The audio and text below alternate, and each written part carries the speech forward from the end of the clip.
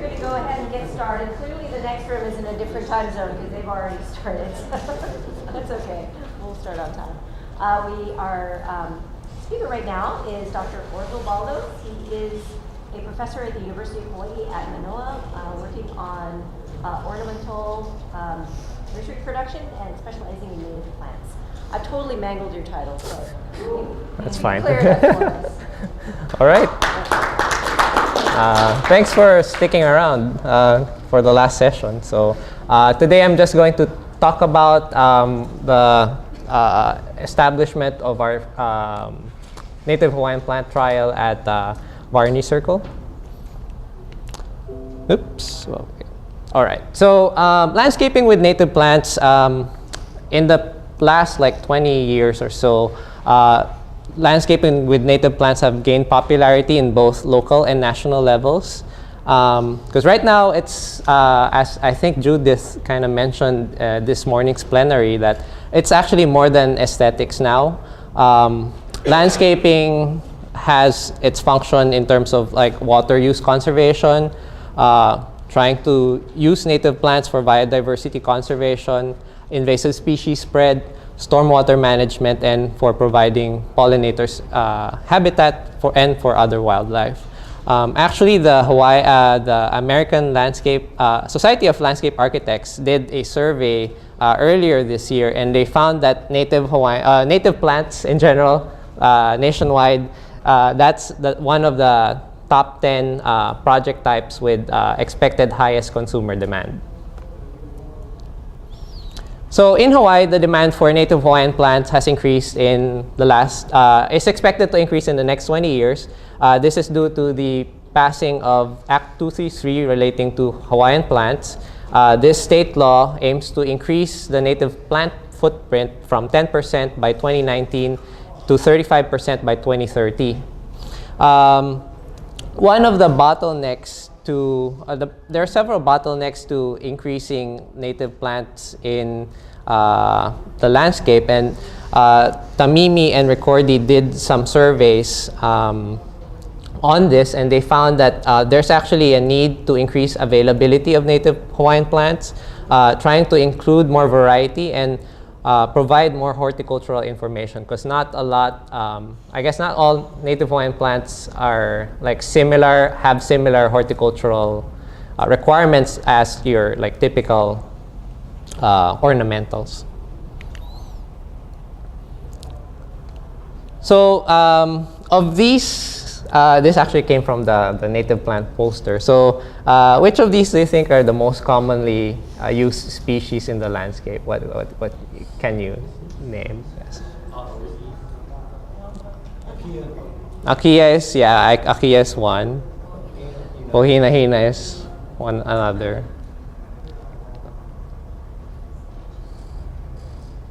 I guess a shrub. Oh, what sort of shrub can you think of that's commonly used? Like, you can pretty much see it every. Naupaka, so naupaka is another one. How about a sedge? So, Oahu sedge is carex is another one. And then also, lastly would be plumbago. So these are, let's see, where is it? Next slide.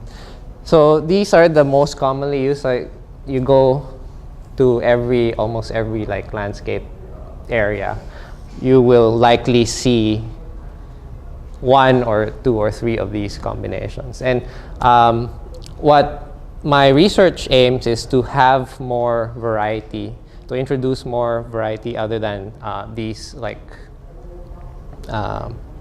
staples, I guess. So we want to introduce variety in terms of using more species, but I think one of the bottlenecks is that landscape architects are pretty much unsure of, if we have a new plant, they're unsure of how these plants would perform in the landscape. So based on this, there's actually a need for a place where people can see these new plants in a landscape setting. So in the mainland, and typically if you have your flower gardens like this, we usually do trial gardens for testing the species. So Varney Circle at UH is actually an ideal site for establishing a native trial garden. Because it is in a central location, it has high visibility and foot traffic, and it's close proximity to my office, so I can just go back and forth and monitor things, and also close proximity to the research station at Magoon where most of our plants are. And it also has access to irrigation and internet connection. I'll show you why I wanted to have access to internet connection in a later slide. So just to give you a brief history of Varney Circle and to whom it was named after. It was named after Ada Susan Varney, who was an educator. She trained teachers in Hawaii schools, and the fountain was in honor of her.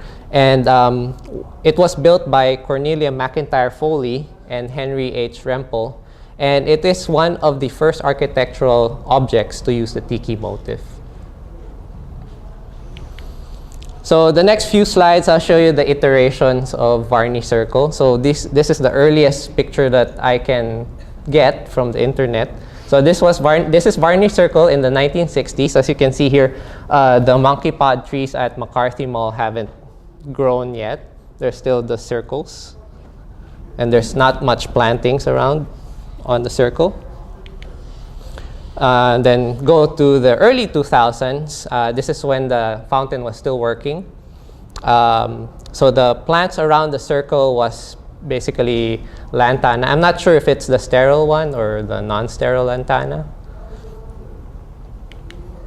Then sometime in 2015, they removed the lantana and then they planted kalo. As one of the problems with kalo is it has, I think you have to replant it every year. It has this period wherein it looks ugly. So they did try it, but eventually they pulled it out. And the last plant to be there was Pohinahina. So our project was initiated in summer of 2016. I proposed this plan to the Landscape Advisory Committee of UH Manoa, and I got some design inputs from Janet Gilmar and Andy Kaufman. I collaborated with a buildings and grounds management crew, particularly Roxanne Adams, Jameson Ramel, David Strauch, and Noveo Kai. For this project, I applied for a grant from the Women's Campus Club, and we got about $1,000 to do the irrigation work. So Janet suggested these sorts of principles in designing the garden. The new planting should be in scale with the grass ring. It should look like a lei around the fountain.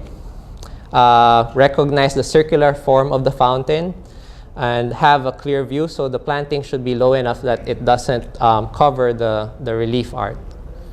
And it should be a continuous planting, and you don't want people to walk up to the pool edge, and maintenance should be straightforward.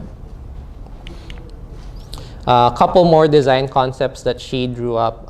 So there's one design concept wherein she had, I guess, a monoculture and different heights, and then you have an alternating grass and then shrub. And then this is more closer towards the actual final design, which we had grass and then shrubs alternating. The final planting plan looked like this. So the dark green circles are the Pacific lovegrass. So the Pacific lovegrass was planted in that way so that we kind of frame the tiki bas relief.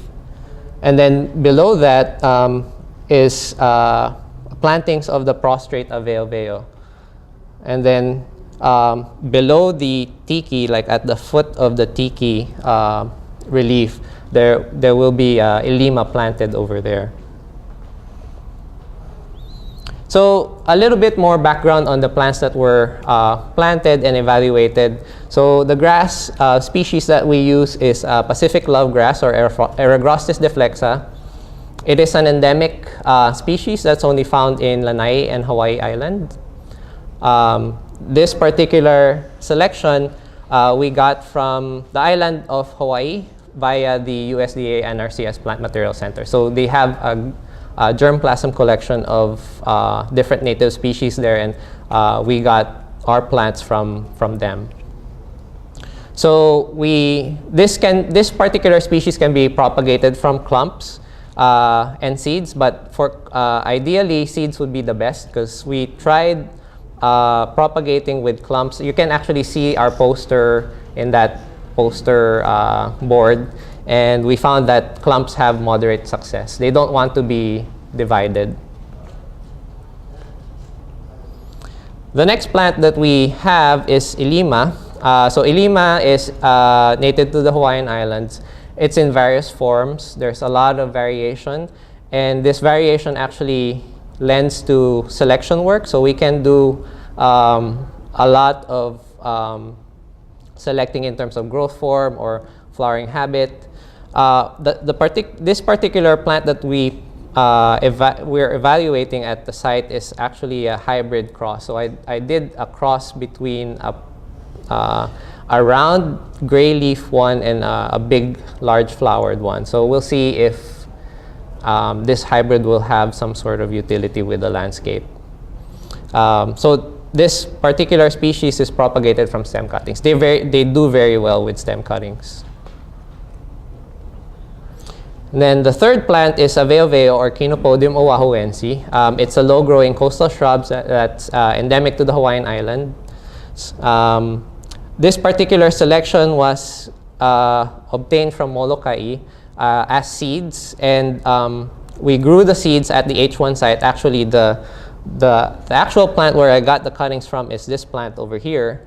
So this plant was growing at the H1 University Avenue interchange without irrigation, just depending on rainfall. So we got stem cuttings of this and we propagated them.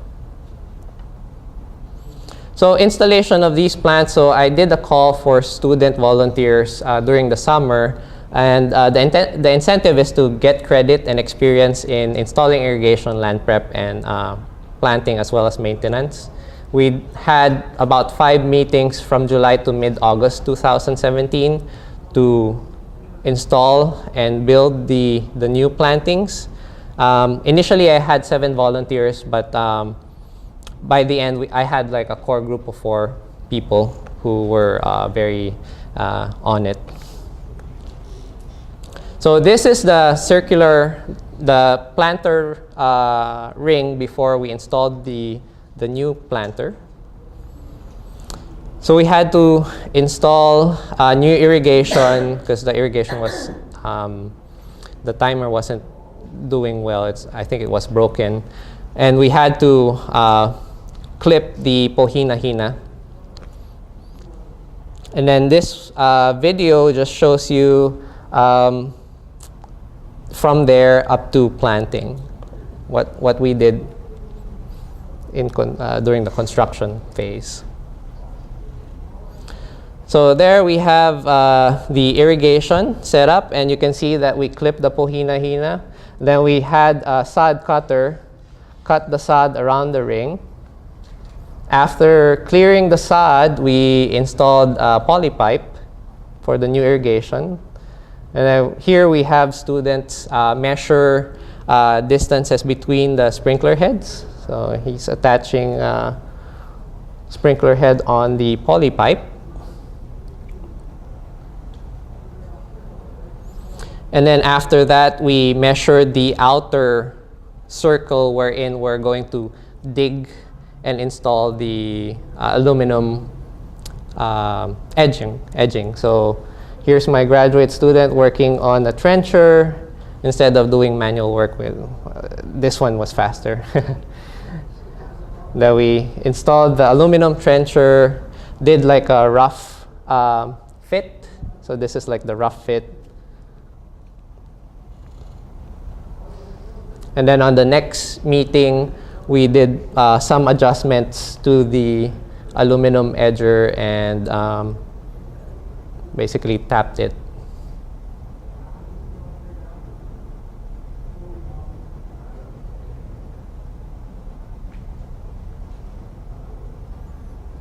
And after that, we cultivated the soil around the ring,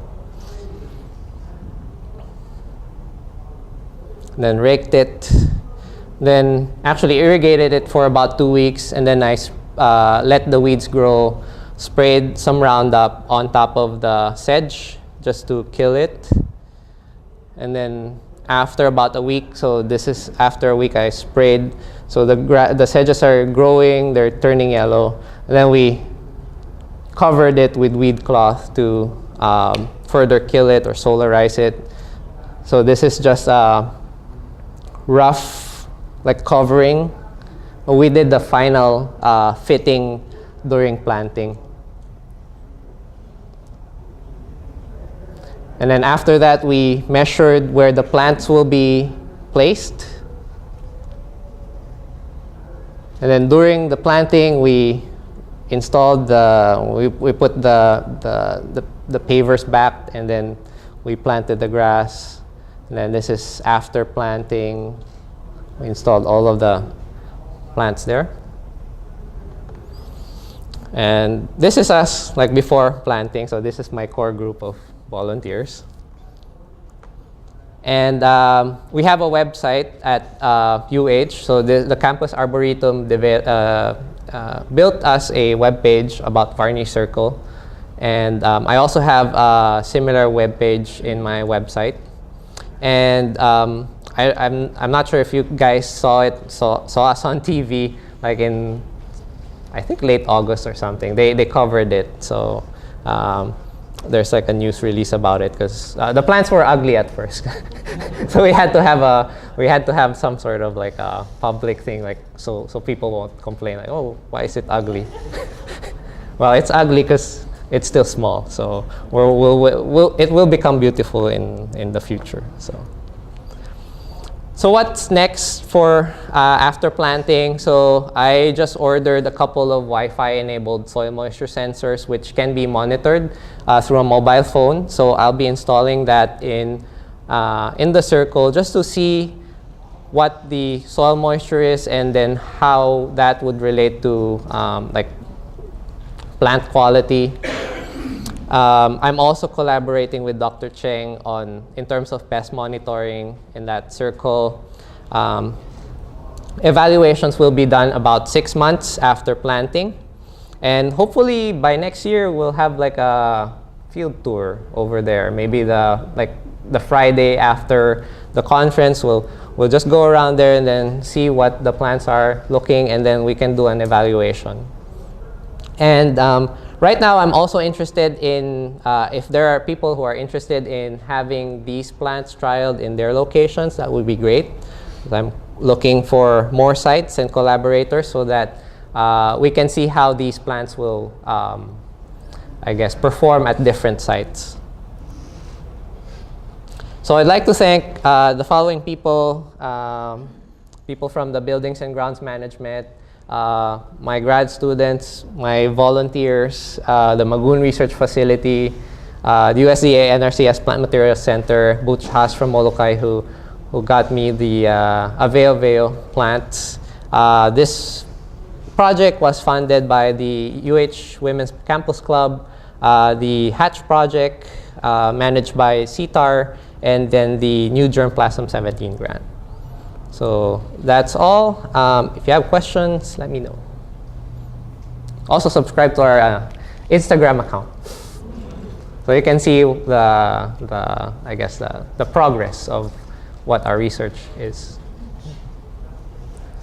Okay, thank you.